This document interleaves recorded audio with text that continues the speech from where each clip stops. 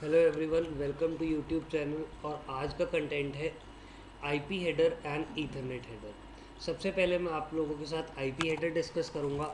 After this मैं आप लोगों के साथ डिस्कस करूंगा ethernet header. So first of all हम हेडिंग लेते हैं यहाँ पे IP header.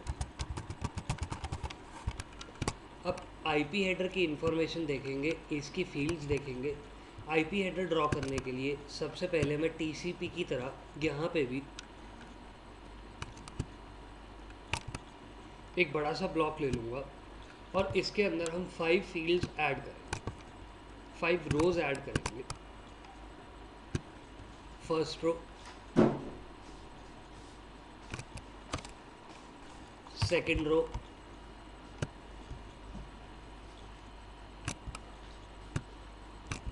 Third row,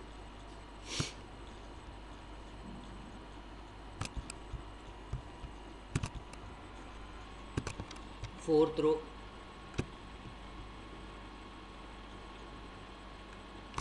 and fifth रो।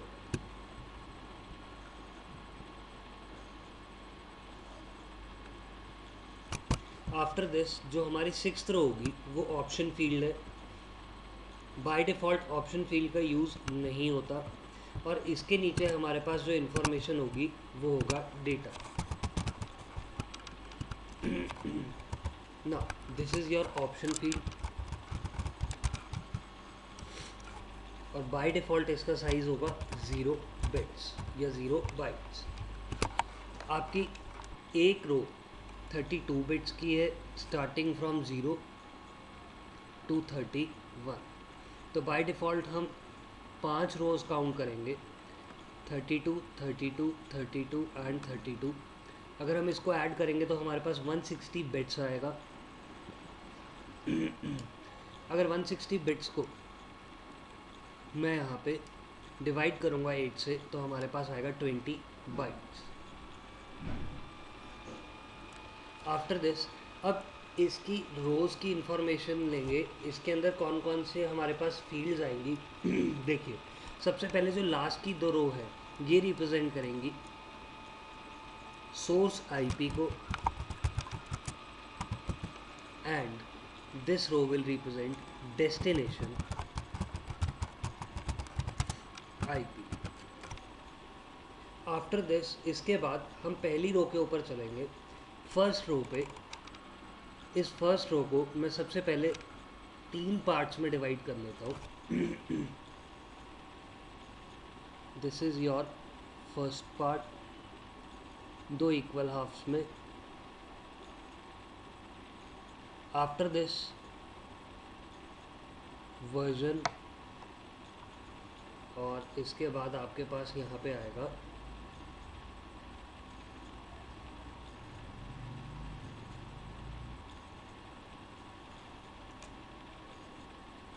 तो हमारी पहली रो का जो पहला फील्ड होगा इसका नाम होगा वर्जन, दूसरी फील्ड का नाम होगा हेडर लेंथ,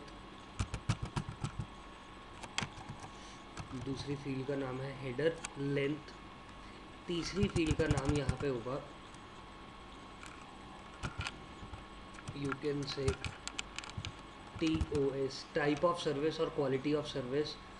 जो ये फील्ड है इसका नाम है टोटल लेंथ। आफ्टर दिस इसके बाद जो अगली रो है वो 3 पार्ट्स के अंदर डिवाइडेड है। The first field is identification,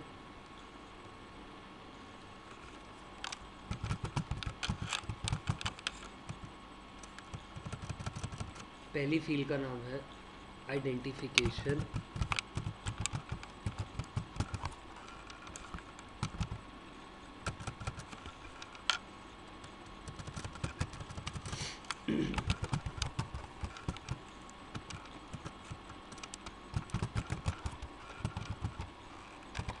दूसरी फील्ड यहाँ पे हमारी होगी फ्लैग्स की। आफ्टर दिस इस रो में लास्ट फील्ड को हम बोलेंगे फ्रेगमेंट ऑफसेट। इसके बाद हमारी जो अगली रो है ये भी कुछ पार्ट्स में डिवाइडेड होगी। इसकी जो पहली फील्ड होगी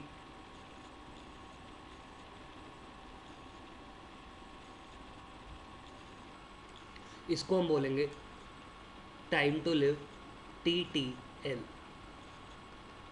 जो दूसरी फील्ड होगी उसको हम बोलेंगे प्रोटोकॉल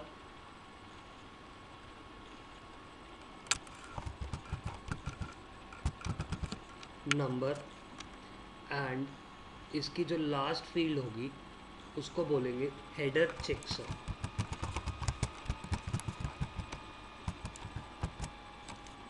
ना एक एक करके इन फील्ड्स के बारे में देखते हैं कि क्या इन्फॉर्मेशन निकलती है। देखिए, सबसे पहले आपके पास आती है वर्जन फील्ड।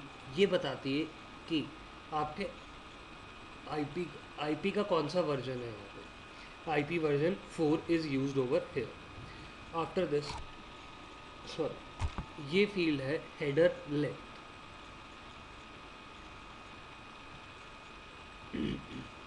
जैसे मैंने आपको टीसीपी हेडर के अंदर बताया था, हेडर लेंथ का मतलब ये होता है कि आईपी हेडर का लेंथ कितना है। इसका जो लेंथ है वो है 20 bytes by default. After this total length का मतलब क्या होगा। टोटल लेंथ का मतलब है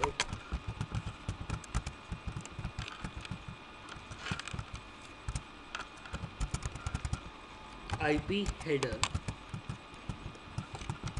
प्लस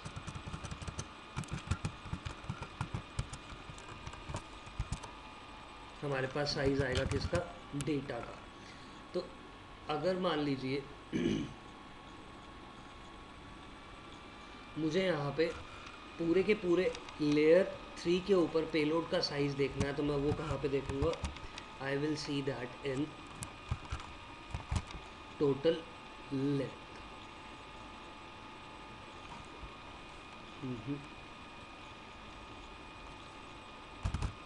आफ्टर दिस इसके बाद हमारे पास इसके बाद हमारे पास जो फील्ड आएगी TTL। मैं आइडेंटिफिकेशन फ्लैग और फ्रेगमेंट ऑफसेट अभी आगे बताऊंगा। सबसे पहले बात करते हैं TTL फील्ड की। Now TTL stands for time to live.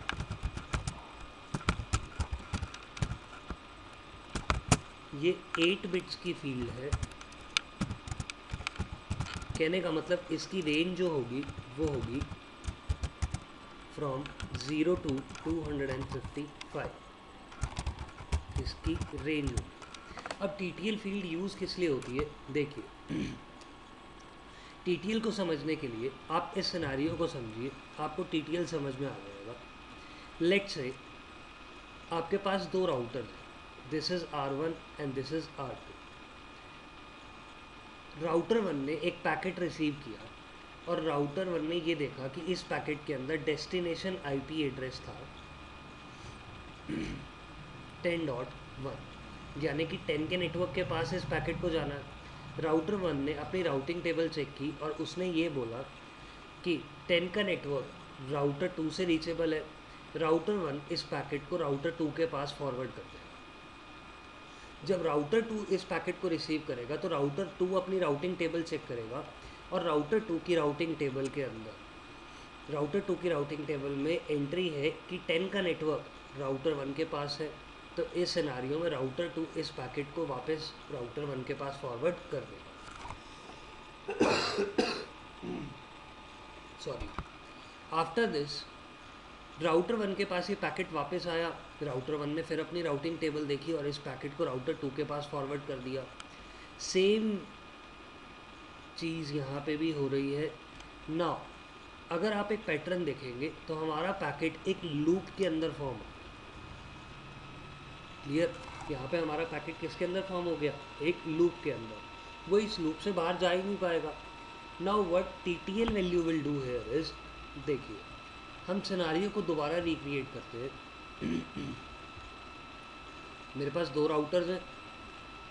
अब इस बार इस सिनारियो के अंदर हम राउटर के पास जो पैकेट रिसीव हो रहा है, यहाँ से जो पैकेट आया है, इसके अंदर हम TTL वैल्यू डालेंगे। बाय डिफ़ॉल्ट जो TTL वैल्यू होती है, by default TTL value is 255 for Cisco devices. अगर मैं बात करूँ विंडोज़ की, तो विंडोज़ डिवाइस के लिए जो TTL वैल्यू होगी वो होगी 128। सिमिलरली अलग अलग ऑपरेटिंग सिस्टम के लिए TTL वैल्यू बाय डिफ़ॉल्ट अलग अलग होती है। मैंने आपको बोला कि सिस्को डिवाइस से एक पैकेट आया था, उसके अंदर TTL वैल्यू 255 है। जब भी कोई पैकेट लेयर 3 डिवाइस यानी कि राउटर या लेयर 3 स्विच को क्रॉस करेगा, वो लेयर 3 डिवाइस इसकी TTL वैल्यू डिक्रीमेंट कर देगा बाय 1। कहने का मतलब अब ये जो पैकेट जा रहा है राउटर 2 के पास, इसकी TTL वैल्यू होगी 254। आफ्टर दिस राउटर 2 ने अपनी राउटिंग टेबल देखी और राउटर 2 ने ये बोला कि इस पैकेट को राउटर 1 के पास भेजना है, लेकिन राउटर 2 इस पैकेट को सेंड करने से पहले राउटर 3 एक लेयर 3 डिवाइस है, राउटर 2 एक लेयर 3 डिवाइस है। इस सिनेरियो में राउटर 2 इसकी TTL वैल्यू में से 1 डिक्रीमेंट कर देगा, यानी कि 253 सेंड करेगा। राउटर 1 अब इस पैकेट को दोबारा राउटर 2 के पास सेंड करेगा, क्योंकि हमारा पैकेट लूप के अंदर फॉर्म है, लेकिन हर बार एक TTL वैल्यू डिक्रीमेंट होती जाए। यहाँ 252, इधर राउटर 2 ने दोबारा पैकेट फॉरवर्ड किया राउटर 1 को 251, लेकिन किस डिवाइस पे, किसी न किसी एक डिवाइस के ऊपर TTL वैल्यू कितनी हो जाएगी, 0 हो जाएगी। जैसे ही TTL वैल्यू 0 होगी, वो डिवाइस उस पैकेट को क्या कर देगा, डिस्कार्ड कर देगा।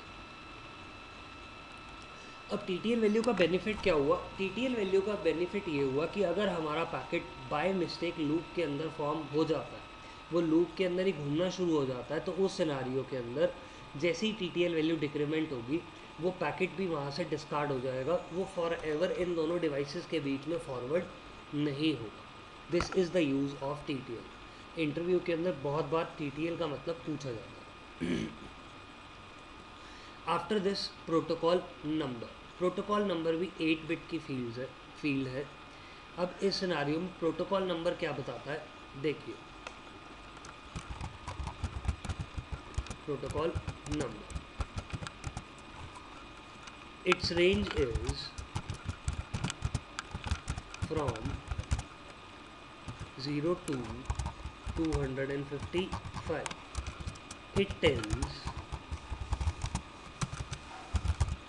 that which protocol is used at layer 4 or at layer 3।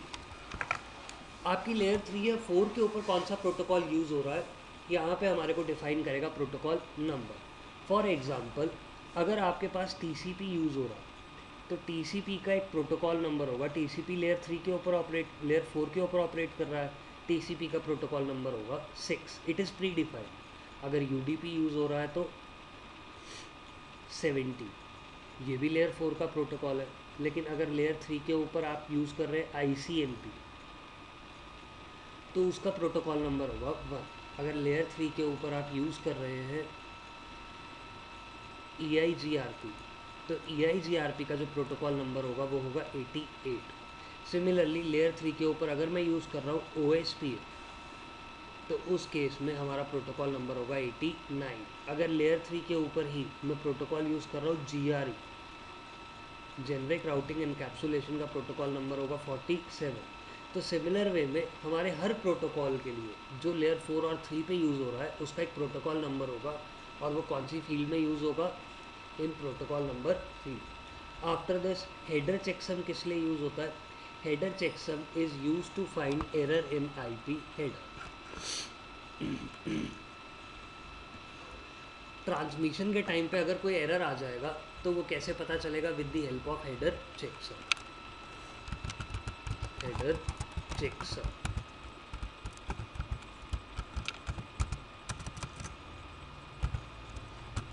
so it is use to find error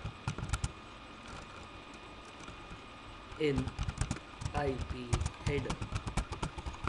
IP header में एरर फाइंड आउट करने के काम आता है कौन सा? Header checks. आफ्टर दिस, इसके बाद आती है बारी source port and source IP and destination IP की। अब सोर्स आईपी और डेस्टिनेशन आईपी कैसे यूज़ होगा? देखिए, वेरी इजी। लेट्स से हमारे दो डिवाइसेस आपस में कम्युनिकेट कर रहे हैं, this is your PC and this is server. अब इस सिनारियो के अंदर मैंने दोनों डिवाइसेस को कनेक्ट कर दिया। अब हर डिवाइस का अपना एक आईपी एड्रेस होगा। लेट्स से इसका आईपी 10.1 और इस सर्वर का IP 10.2। Now what I want, अगर मैं यहाँ से कोई भी पैकेट सेंड करूँगा सर्वर को, तो इस केस के अंदर आईपी हेडर में सोर्स आईपी एड्रेस क्या होगा? 10.1 and destination IP address will be 10.2।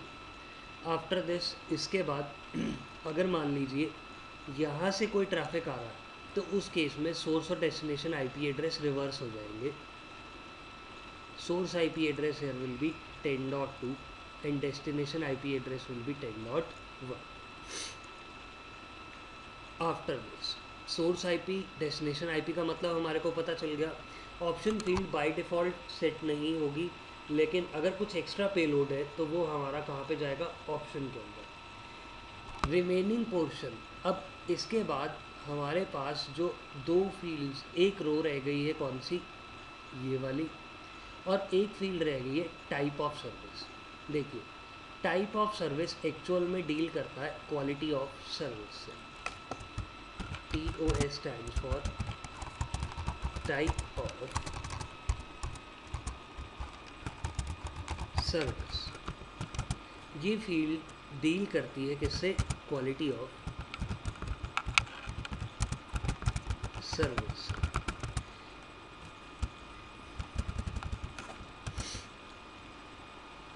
ये जो हमारे पास फील्ड है ये 8 बिट्स की है, और इसके अंदर आपके पास कुछ फील्ड्स होती है such as DSCP and ECM, explicit congestion notification echo. तो ये जो दोनों फील्ड्स है ये डिवाइड होती है, ये दो पार्ट्स के अंदर डिवाइडेड है, टाइप ऑफ सर्विस, और ये डील करती है क्वालिटी ऑफ सर्विस से। जब आप क्वालिटी ऑफ सर्विस पढ़ेंगे तब आपको पता चलेगा कि DSCP का रोल क्या है, और एक्सप्लिसिट कंजेशन नोटिफिकेशन एको यूज़ होता है कंजेशन के लिए। आफ्टर दिस, इसके बाद बारी आती है identification flags and fragment offset की। देखिए, दीज फील्ड्स कौन कौन सी, मैं यहाँ पे एक बार मेंशन कर देता हूँ। Identification,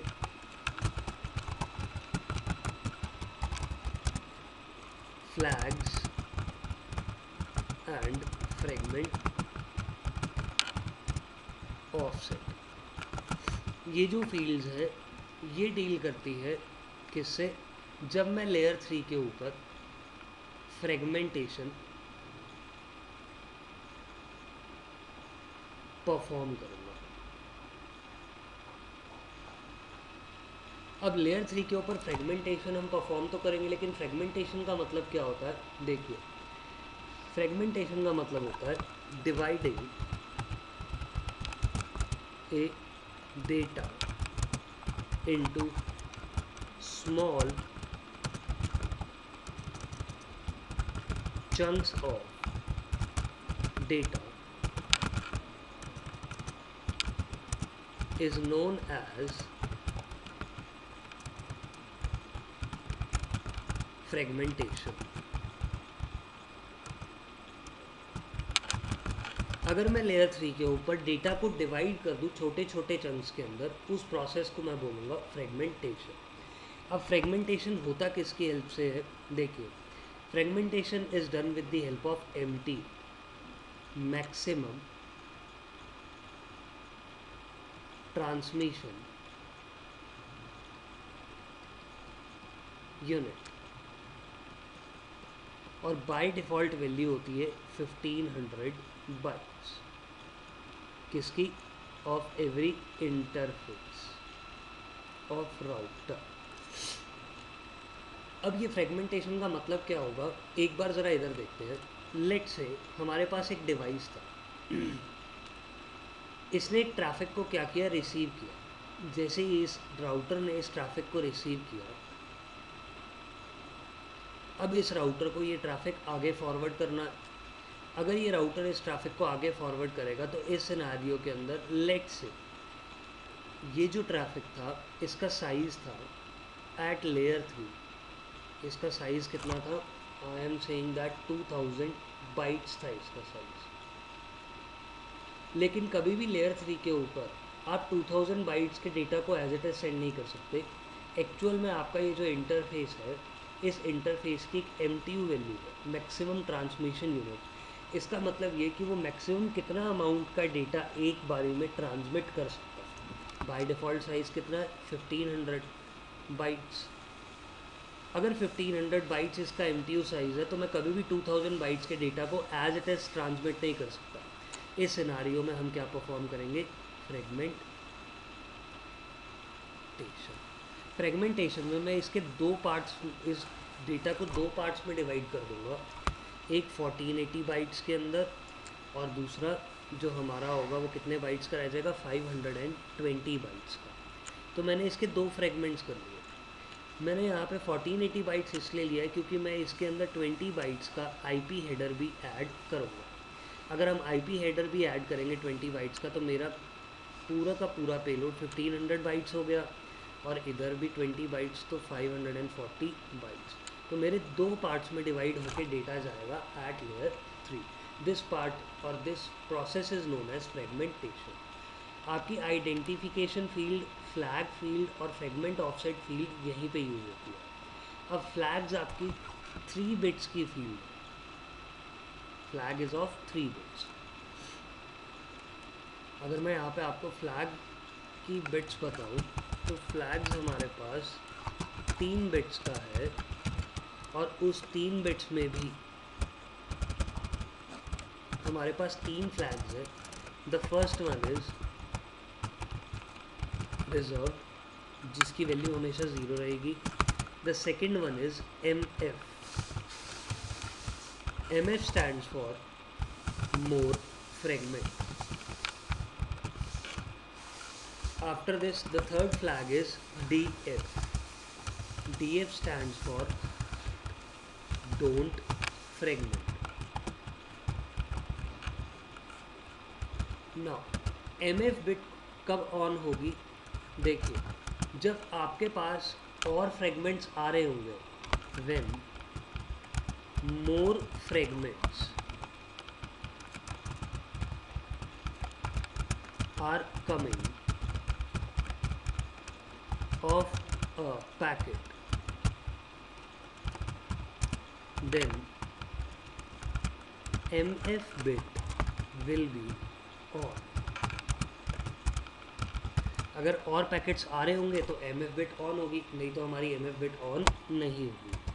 after this DF stands for don't fragment. मतलब अगर मुझे फ्रेगमेंटेशन प्रोसेस कहीं पे करवाना ही ना हो तो मैं DF बिट को क्या कर दूंगा, ऑन। तो DF का मतलब क्या होगा, when this bit is on then fragmentation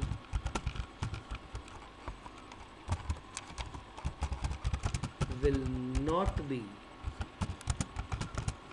done by any device.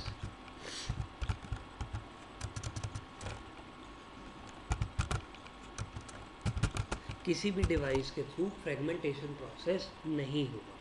So these are the 3 flags of IP header. इसके बाद हमारे पास ये जो फील्ड है फ्रेगमेंट ऑफसेट और आइडेंटिफिकेशन, ये दोनों फील्ड्स फ्रेगमेंटेशन को बिलोंग करती है। फ्रेगमेंटेशन का जब हम यूज़ करेंगे तब यूज़ होगी। This is your complete IP header. After this अब हम बात करेंगे ईथरनेट हेडर की। ईथरनेट हेडर लेयर 2 के ऊपर यूज़ होगा। मैं ईथरनेट 2 की बात कर रहा हूँ।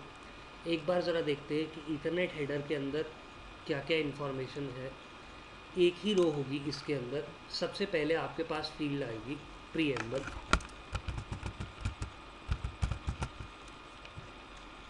प्रीएम्बल के बाद आपके पास फील्ड आएगी SFD।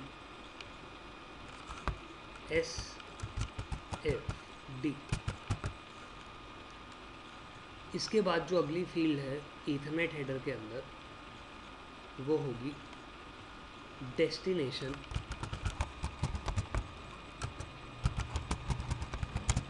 मैक। आफ्टर दिस हमारे पास आएगा सोर्स मैक। इसके बाद हमारे पास आएगी टाइप फील्ड।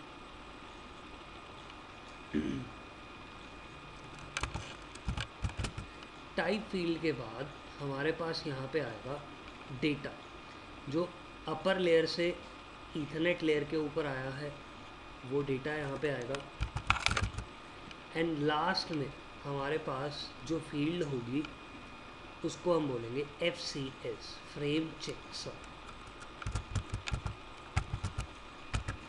अब हर फील्ड की एक साइज होगी preamble and SFD complete are of 8 bytes. एक मैक एड्रेस कितने बाइट्स का होता है? It is of 6 bytes. तो यहाँ पे डेस्टिनेशन मैक 6 बाइट्स का होगा। Source MAC will be of 6 bytes. Type field will be of 2 bytes. And ये जो है हमारा कंप्लीट मिलकर बनाते हैं Ethernet header.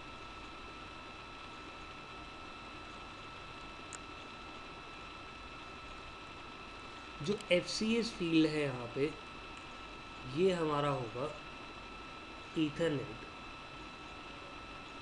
Trailer. Second layer data link layer एक ऐसी लेयर है जो ईथरनेट का हेडर भी डालती है एज वेल एज एक ट्रेलर भी ऐड करती है डेटा के साथ। अब इस सिनेरियो के अंदर हमारा जो डिफ़ॉल्ट साइज होगा ईथरनेट हेडर का वो होगा 14 बाइट्स। लेकिन आपने तो बोला कि भाई 22 बाइट्स होना चाहिए, लेकिन हम कभी भी प्रीएम्बल और SFD का साइज़ इसमें ऐड नहीं करेंगे। 6 + 6 is 12 + 2 is 14।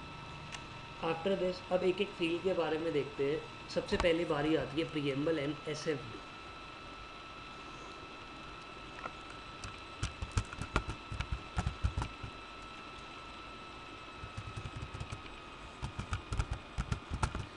Preamble and SFD। SFD stands for Start Frame Delimiter। अब SFD क्या बताता है और प्रीएम्बल करता क्या एक्चुअल में? It is use to separate a frame on wire while transmission. देखिए ईथरनेट हेडर के बाद फिजिकल ट्रांसमिशन के थ्रू हमारा पैकेट वायर के थ्रू या वायरलेस के थ्रू ट्रांसमिट होगा।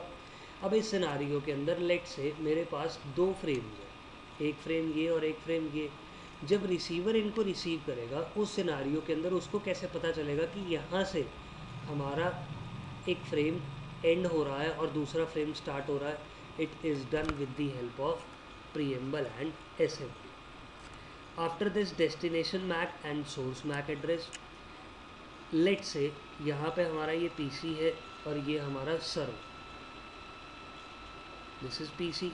यहाँ पे अब जब भी डेटा ट्रांसमिट होगा इस सिनारियो में PC का अपना क्या होगा? एक मैक एड्रेस, और इस डिवाइस का भी, सर्वर का भी एक मैक एड्रेस होगा। जब PC यहाँ से डेटा ट्रांसमिट करेगा तो सोर्स मैक एड्रेस क्या जाएगा? It will be of PC। और डेस्टिनेशन मैक एड्रेस किसका होगा? सर्वर का। तो सोर्स और डेस्टिनेशन मैक एड्रेस आपके ईथरनेट हेडर के अंदर यूज़ होंगे।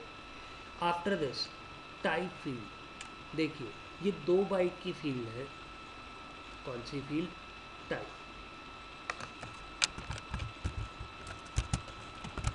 2 बाइट्स फील्ड, और ये हेक्साडेसिमल फॉर्मेट के अंदर होती है।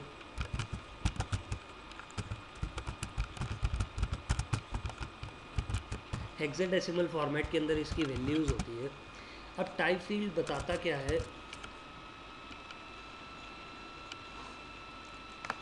it tells that which protocol is used at layer 3 or at layer 2। Layer 3 या लेयर 2 पे कौन सा प्रोटोकॉल यूज़ हो रहा है हमारे को कैसे पता चलेगा? With the help of type field, क्योंकि इसके अंदर प्री डिफाइंड वैल्यूज़ होती है। फॉर एग्जांपल, अगर आप IPv4 यूज़ कर रहे हो लेयर 3 के ऊपर, तो आपकी जो टाइप फील्ड होगी ईथरनेट हेडर में होगी, वो होगी 0x0800। This is the value. अगर आप लेयर 2 के ऊपर एक प्रोटोकॉल का यूज़ कर रहे हो जिसका नाम है R, तो इस सिनारियो के अंदर जो वैल्यू होगी वो होगी 0x0806। तो इस तरीके से हम ये पता लगा सकते हैं कि अपर लेयर पे यानी कि लेयर 3 या लेयर 2 पे कौन सा प्रोटोकॉल यूज़ हो रहा है। This is done with the help of which field? Type field. Last data ऊपर से आ रहा है, लेयर 3 से हमारे पास डेटा आ रहा है। Last trailer of Ethernet header is FCS, frame checksum. FCS stands for frame checksum. Now why frame checksum is used? What it do is, it is used to find error in complete frame। पूरे frame में error find करने के लिए FCS का use होता है, frame checksum, यानी कि ईथरनेट हेडर प्लस डेटा में भी एरर फाइंड आउट करने के लिए किसका यूज होगा? Frame checksum. So this is your complete which header? Ethernet header. अगर मैं आपको ये सारे के सारे हेडर दिखाऊं तो एक बार हम एक प्रैक्टिकल परफॉर्म करेंगे छोटा सा। मैं आप लोगों को ये सारे के सारे प्रैक्टिकली हेडर्स भी दिखा सकता हूँ, इनकी सारी इंफॉर्मेशन भी हम देख सकते हैं। मैं GNS का यूज़ करूँगा इस प्रैक्टिकल को परफॉर्म करने के लिए।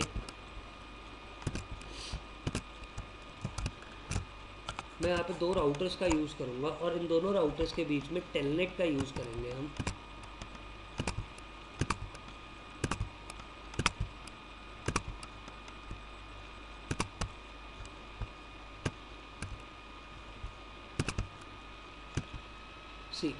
मैं इस राउटर के इंटरफेस पे IP एड्रेस लूँगा 10.1 और उसके बाद मैं इस राउटर के इंटरफेस पे IP लूँगा 10.2। हम राउटर 2 के ऊपर टेलनेट इनेबल करेंगे।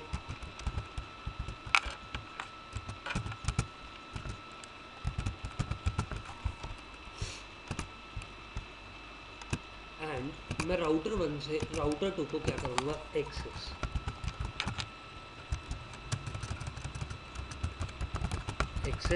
राउटर 2। डन। अब इस प्रैक्टिकल को परफॉर्म करने के लिए मैंने दोनों राउटर्स का एक्सेस ले लिया। This is our router 1, this is our router 2। मैंने राउटर 1 के ऊपर कमांड रन करी, interface fast Ethernet 0x0, no shutdown, IP address here is 10.0.0.2। After this हम राउटर 2 पे चलेंगे। राउटर 2 के ऊपर मैंने यहाँ पे कमांड रन करी, interface fast Ethernet 0x0, no shutdown, IP address 10.0.0.2। इसके बाद मैं यहाँ पे टेलनेट इनेबल करूँगा। टेलनेट इनेबल करने की कमांड मैंने शायद से दोनों इंटरफेसेस पे सेम IP डाल दिया। देखिए, अगर आप दोनों इंटरफेसेस पे सेम IP डाल देंगे तो वो सेम नेटवर्क में होगा। आपके पास यहाँ पे डुप्लीकेट एड्रेस का एक मैसेज आ गया, तो मैं राउटर 1 पे जाके आईपी एड्रेस दोबारा डालूँगा और इस बार आईपी एड्रेस क्या होगा 10.1। आईपी एड्रेस ठीक करने के बाद अब मैं टेलनेट एनेबल करूँगा। टेलनेट एनेबल करने की कमांड क्या है, राउटर 2 पे हम लिखेंगे सबसे पहले एनेबल पासवर्ड। मैंने यहाँ पे एनेबल मोड पे पासवर्ड सेट कर दिया। आफ्टर दिस इसके बाद इस सिनारियो में मैं लिखूँगा लाइन VTY 0 to 4 पासवर्ड। मैंने यहाँ पे पासवर्ड डाल दिया 1 2 3 और लिख दिया लॉग इन। हमने टेलनेट एनेबल कर दिया। यहाँ पे टेलनेट एनेबल करने के बाद अब मैं यहाँ पे इस वायर को राउटर 1 के इंटरफेस को हम कैप्चर करेंगे। इस इंटरफेस को हम कैप्चर करेंगे और जो भी डेटा ट्रांसमिट होगा वो हमारे को दिख जाएगा।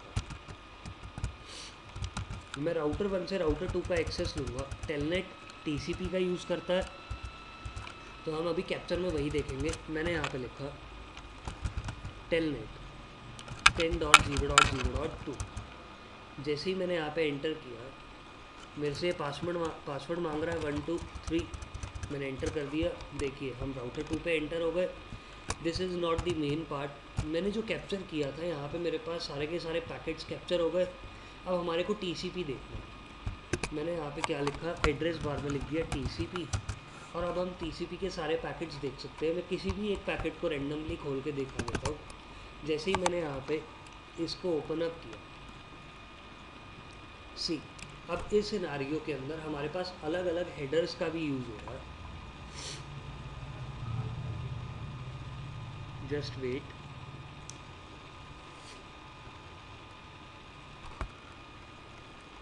देखिए सबसे पहले आपके पास आएगा यहाँ पे TCP का हेडर ट्रांसपोर्ट लेयर के ऊपर, इसके बाद IP वर्जन 4 का हेडर और फिर ईथरनेट 2 हेडर। क्लियर। अब TCP का हेडर हम ओपन अप करके देख सकते हैं। जितनी भी फील्ड्स हमने करी थी वो सारी की सारी यहीं पे ही आएंगी। ये देखिए सोर्स पोर्ट 23 किसके लिए यूज़ होता है, टेलनेट के लिए। मतलब ये कहाँ से आ रहा है, टेलनेट सर्वर से आ रहा होगा, यानी कि टेलनेट डिवाइस राउटर से। डेस्टिनेशन पोर्ट नंबर क्या है, random port number. After this sequence number and acknowledgement number use हो रहा है। Header length 24 bytes. Flags are SYN flag and acknowledgement. अगर मैं फ्लैग्स को ओपन करके दिखाऊँ तो देखिए हमारे पास 6 फ्लैग्स यूज़ हो रहे हैं यहाँ पे। कौन कौन से, finish, syn flag, reset, push, acknowledgement, urgent. 6 flags हो गए ये वाले। इसके अलावा 2 फ्लैग्स कौन से थे हमारे पास, congestion window reduce and ECN explicit congestion notification. साथ के साथ जो 4 बिट्स होंगी वो क्या होंगी, 0। इसके नीचे विंडो साइज बाय डिफ़ॉल्ट कितना होता है, 4128 बाइट्स सिस्को डिवाइसेस के लिए। इसके बाद ऑप्शन फील्ड के अंदर अगर हम ध्यान से देखें तो ऑप्शन फील्ड में हमारे को क्या दिख रहा है, स्टार्टिंग में जब हमारा 3-वे हैंडशेक होता है। 3-वे हैंडशेक कब होगा, जब इनिशियली TCP के पैकेट जाएंगे। 2 डिवाइसेस जब TCP का यूज़ करेंगे तो 3-वे हैंडशेक होगा। पहला मैसेज कौन सा, सिन। दूसरा मैसेज सिन प्लस एक्ट। और तीसरा मैसेज कौन सा था, एक्ट। ये प्रीवियस वीडियोस में आपको सारा कंटेंट मिल जाएगा, वहाँ से आप देख सकते हैं। तो ये हमारा दूसरा मैसेज है, सिन प्लस एक्ट। मैंने अभी यहाँ पे देखिए एक्नॉलेजमेंट और सिन के आगे 1 लिखा हुआ है, बाकी सब के आगे 0। तो सिन प्लस एक्ट दूसरा मैसेज है ये। यहाँ पे ज़रा ध्यान से देखिए ऑप्शन फील्ड के अंदर किसका साइज़ है, मैक्सिमम सेगमेंट साइज़। तो मैक्सिमम सेगमेंट साइज़ भी हमारा नेगोशिएट हो रहा है किस टाइम पे, एट द टाइम ऑफ 3-वे हैंडशेक। अब TCP हेडर के बाद मैं यहाँ पे ओपन अप करूँगा IP header version, IP version 4, header length 20 bytes. इसके बाद आपके पास DHCP की वैल्यूज़ जाएंगी और इसके अंदर क्या है, ECN। ये दोनों की दोनों हमारी टाइप ऑफ सर्विस के लिए यूज़ होंगी। इसके बाद हेडर लेंथ यानी कि डेटा प्लस हेडर का length. Identification flag fragment offset fragmentation के लिए यूज़ होता है। यहाँ पे फ्रेगमेंटेशन नहीं हो रहा। TTL stands for time to live, by default value 255। अब इस सिनारियो के अंदर मेरे को प्रोटोकॉल नंबर क्या दिख रहा है 6 वाई, क्योंकि ऊपर किसका यूज़ हो रहा है TCP का। अगर TCP का यूज़ हो रहा है तो प्रोटोकॉल नंबर क्या होगा 6। सोर्स IP एड्रेस 10.2, यानी कि ये राउटर 2 का IP एड्रेस है और ये राउटर 1। जब सोर्स IP एड्रेस 10.2 है तो ये पैकेट कहाँ से आ रहा है राउटर 2 से राउटर 1 के पास। आफ्टर दिस अब बारी आती है ईथरनेट हेडर की। ईथरनेट हेडर में क्या इन्फॉर्मेशन होगी, ईथरनेट हेडर में देखिए यहाँ पे प्रीएम्बल और SFD आपको नहीं दिखेगा, सीधा destination MAC, source MAC address और इसके बाद टाइप फील्ड। टाइप फील्ड में आपको देखो IPv4 यूज़ हो रहा है नीचे, इसलिए हमारे पास यहाँ पे टाइप फील्ड की वैल्यू क्या है 0x0800, अभी अभी मैंने लिखवाई थी। Clear. So this is the complete information of Ethernet and IP header. Headers important है, रीज़न इज़ दैट कि अगर आपको हेडर्स नहीं पता होंगे तो आप कभी भी एक पैकेट फ्लो को नहीं समझ पाएंगे, end packet flow is one of the important part of networking. Okay everyone, I hope आप लोगों को सभी को हेडर समझ में आ गए होंगे। अगर कोई भी डाउट है आप कमेंट में लिख के मुझे बता सकते हैं, और मैंने अपनी लिंक्डइन की प्रोफाइल भी अटैच कर रखी है, आप वहाँ से मुझे फ्रेंड रिक्वेस्ट भेज के भी अपने डाउट्स क्लियर कर सकते हैं।